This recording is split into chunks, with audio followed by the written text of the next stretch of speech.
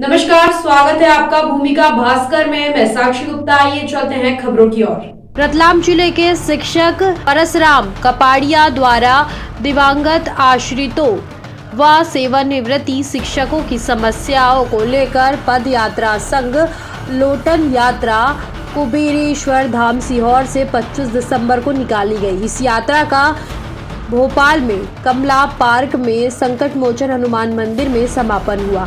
आपको बता दें कि इस यात्रा का उद्देश्य नियुक्ति दिनांक से सेवा अवधि की गणना कर पुरानी पेंशन बहाली, ग्रेजुएटी भुगतान और अनुकंपा नियुक्ति जैसी मांगों को लेकर मुख्यमंत्री जी का ध्यान आकर्षित करवाना था।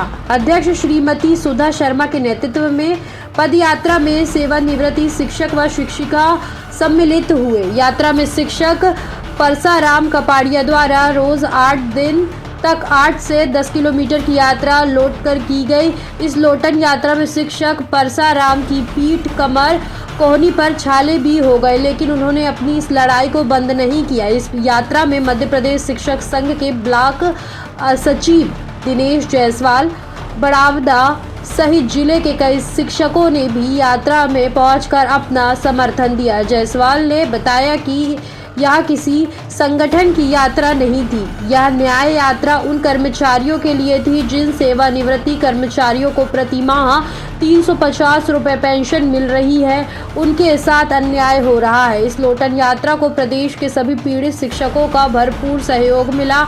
अब देखना यह है कि शिवराज मामा इन कर्मचारियों की मांग को किस हद तक मंजूर कर पाते हैं। यदि शिवराज मामा ने इस कर्मचारियों की मांग को नहीं स्वीकार किया तो निश्चित ही उन्हें चुनाव में इसका खामियाजा भुगतना पड़ सकता है।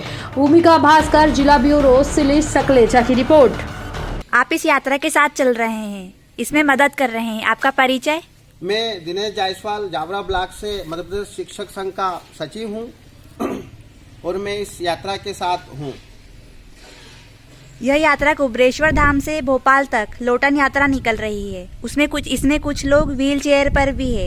एक शिक्षक लगातार 7 दिन से सड़क पर लोट लगाकर आगे बढ़ रहे हैं। इसका क्या उद्देश्य है?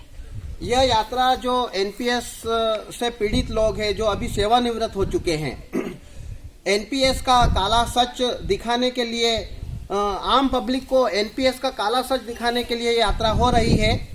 इसमें हमारे एक साथी है जो लकवे से पीड़ित हैं, जिनको मात्र 350 रुपये सेवानिवृत्ति पर मिल रहे हैं। अब वो 350 रुपये में अपना इलाज कैसे कराएं? कुछ महिला हैं जिनको सेवानिवृत्ति के नाम पर 0 राशि मिल रही है। और हम आम पब्लिक को ये दिखाना चाहते हैं कि जो एनपीएस के नाम से पहले बताया गया था कि इसमें बहुत अच्छा फायदा होगा, किंतु जब इसके रिजल्ट सामने आए तो यह स्थिति बन रही है कि सेवानिवृत्ति के बाद शिक्षकों को या जिनको सेवानिवृत्ति नई पेंशन योजना का लाभ मिलेगा, उनके गरीबी के कूपन बनाना पड़ेंगे। 2034 तक ऐसी स्थिति आ जाएगी कि जो सरकारी कर्मचारी हैं उन सारे गरीबी रेखा के नीचे आ जाएंगे।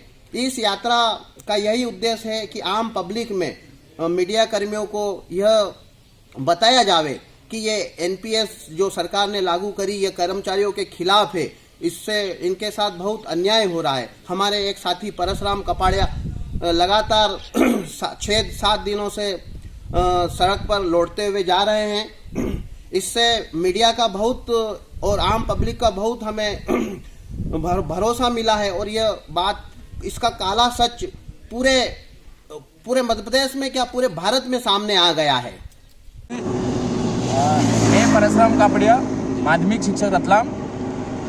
इन दिवंगत आश्रितों और सेवानिवृत्त शिक्षकों की जो पीड़ा है, ये वास्तविक रूप से एनपीएस के पीड़ित है और एनपीएस योजना का काला सच मैं हमारे जनता और जनप्रतिनिधियों और मीडिया के सामने लाना चाहता हूँ।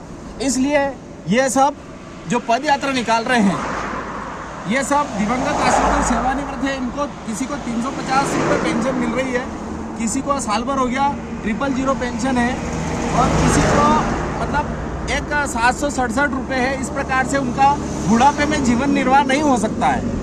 यह एनपीएस का काला अध्याय है और स्टूडियो में बैठे बैठे विदेश से पढ़कर आए हुए अर्थशास्त्री, ऐसी कमरों में बैठे हुए अधिकारी और हवाई जहाज में घूमने वाले राजनेता वहाँ बैठे बैठे यूँ कहते हैं कि पुरानी पेंशन को लागू करना महापाप है।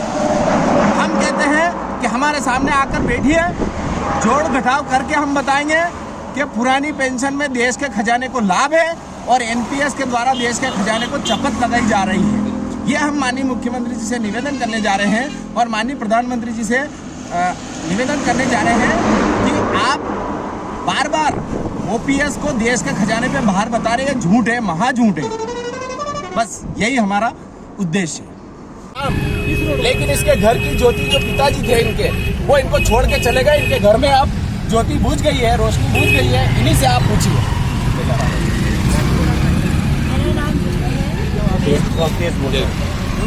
मेरा नाम ज्योति है। मैं अभी जो मेरे पापा मुझे छोड़ के चले गए अभी 1 मई 2022 को। उसके बाद जो सरकार के द्वारा दिया जाता है अनुकंपा या मम्मी को पेंशन वो नहीं दिया जा रहा है। तो जो देश का भविष्य बनाते हैं शिक्षक, आज हमारे उनके ही घर के खतरे में। हम अपना भविष्य कैसे बनाएं? अगर वो अनुकंपा में भाई को नौकरी नहीं देंगे तो घर कैसे चलेगा? अगर मम्मी को पेंशन नहीं देगा तो घर कैसे चलेगा? तो मामा जी से यही कहना है कि भाई को अनुकंपा से दिया जाए, मम्मी को पेंशन दिया जाए, ताकि हम अपना भविष्य बना सकें।